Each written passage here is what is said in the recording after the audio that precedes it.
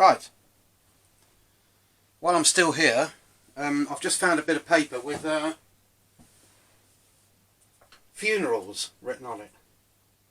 Somebody's asked me to have a talk about funeral expenses. Now, my mother has done hers already. She paid for it monthly over 10 months, and apparently that's the amount she has to pay. She doesn't have to pay anymore. She's paid it all. It's about 4,000. And it doesn't matter if it's 20 years time, they put that away and that money grows and grows to whatever. Now, on the day she dies, hopefully it's not too soon, because she's 86 now, so, and most of us haven't lasted that long, most of our family, so she's doing well. £4,000. Now, how do they get to that figure? Because when I go to a funeral, you wait outside for a bit, car turns up, a couple of £100, say 4 or 5 or 6 blokes get out, say £100 each.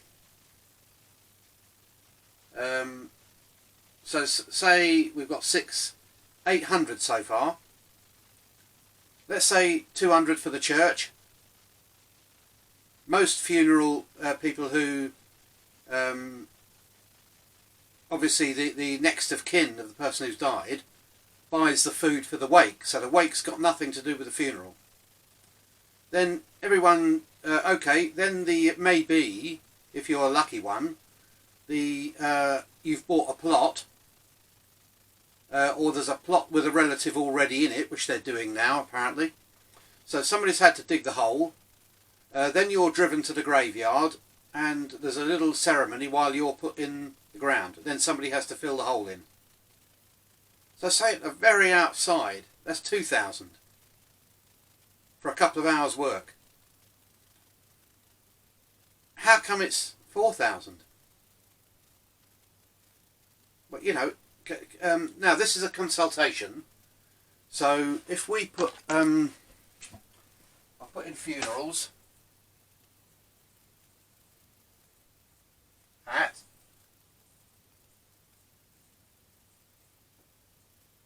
hyphen, that is, in the middle. Right, funerals at project-x.org.uk.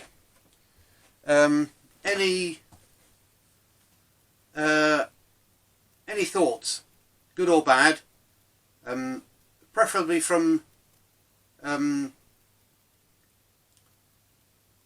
people who know, rather than people sitting at home thinking they know. So we want people who've spent the money, have asked for a bill, what's on the bill. Okay, these people might only get one funeral a month, so then I can see how, but I know for a fact, because one of my friends was a pallbearer, they only got paid sort of minimum wage for however many hours they worked. So say a couple of hours, £8.21 an hour. Say they were there for 3 hours, £8.21. That's still not £100, like I said a minute ago. So, you know, I've got a feeling they're working on the assumption that we would pay anything to see our loved ones have a good funeral, that we could, you know, stretch ourselves to. So I don't understand how the government or whoever it is have let them get away with it for this long. Now a lot of the funeral people seem to be under one big company, or a bigger company, or a company with something else. They're not family run businesses anymore, like especially the one where I used to live, that my mother's actually registered to for her burial. Now we've already got the plot, so it'll be the abbey, then a drive down which is about a mile or two to the graveyard, a service at the graveyard, and then all to the wake, which the funeral people don't normally go to. So it's a sort of couple of hours in the day. Okay, the car's probably the expensive bit, or maybe 1 or 2 or 3 cars. But then, you know, and then you need tax, MOT, insurance and maintenance on those. But I still can't see how it's thousands of pounds. I still can't see that.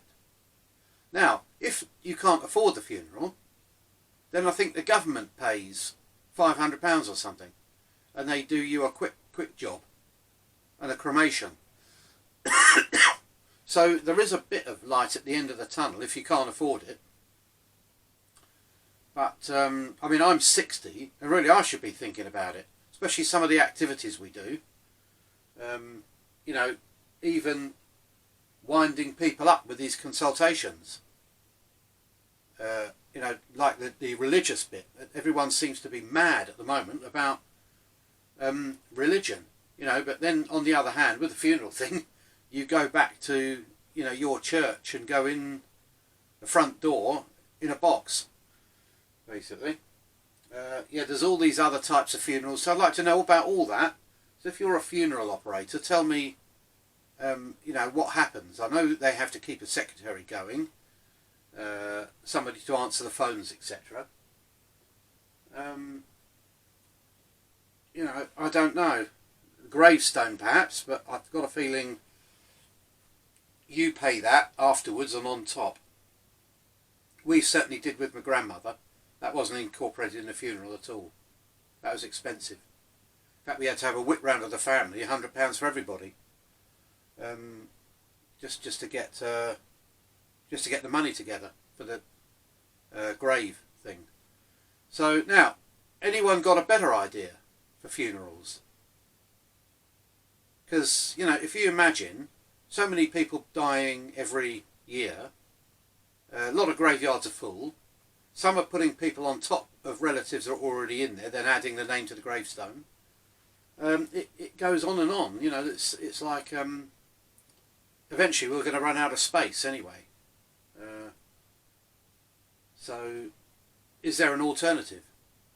Some people are being buried in a basket and then planting a tree on top, so that the tree gets the nutrition from the body, rather than it just rot in a box and seep into the earth at 6 feet. No good to man nor beast. In fact, it probably destroys the groundwater, contaminates it. And imagine 20,000 years ago, whatever, if you died on the surface and rotted away, stuff at you. It was all recycled. So what is good? You know, burying you with a tree seed sounds like a good idea, because not only that, but there's a tree there, instead of somebody going and mining a gravestone and then cutting it and doing all that. So, you know, you could put a plaque around the tree or near the tree somewhere saying this is where your loved one's buried, and the tree will be there for a couple of 100 years. By that time, no one will remember them anyway. You look at some of the 200-300-year-old gravestones, especially where I come from in Wales. Very, very old, some of them. A lot of them are sort of worn away so you can hardly read them. But the ones over here are black marble. Very, very hard. And they indent the lettering in and then fill it in with gold paint.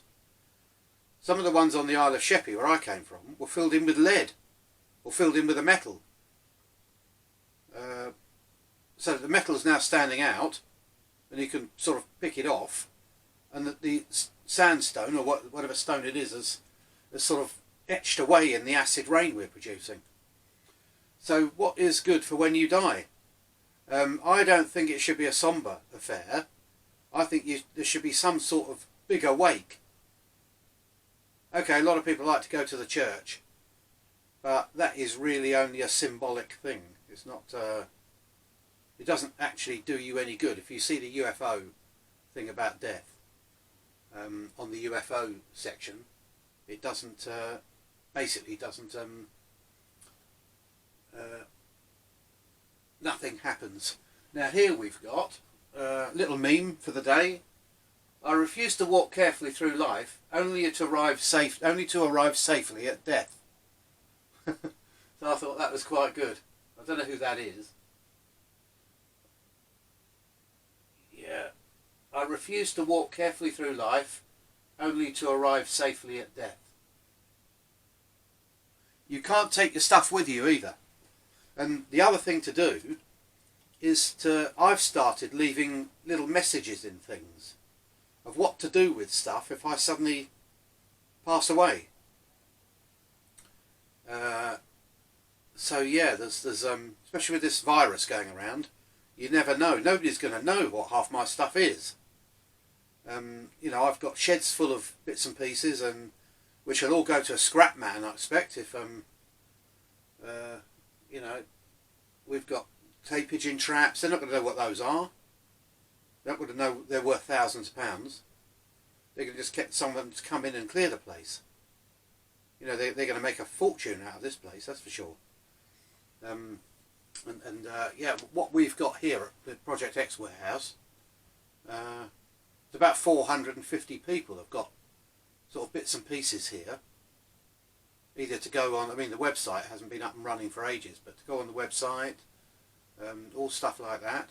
I've got nothing here except clay pigeon traps, which I'm thinking about taking home. Because you know, to sell, because they're no good to me now because I've got no guns, basically. Yeah, so funerals, there you go. We all have to do it. Do you leave it and let someone else do it? Do you pay a huge amount up front and let that gain interest so that no one pays anything when you die? There's so many different ways of doing it. You know, so I don't know. Anyway, think about that. Any messages from people who know, not couch potatoes who think they know. We want proper funeral directors, you know, people like that. Okay, thanks a lot.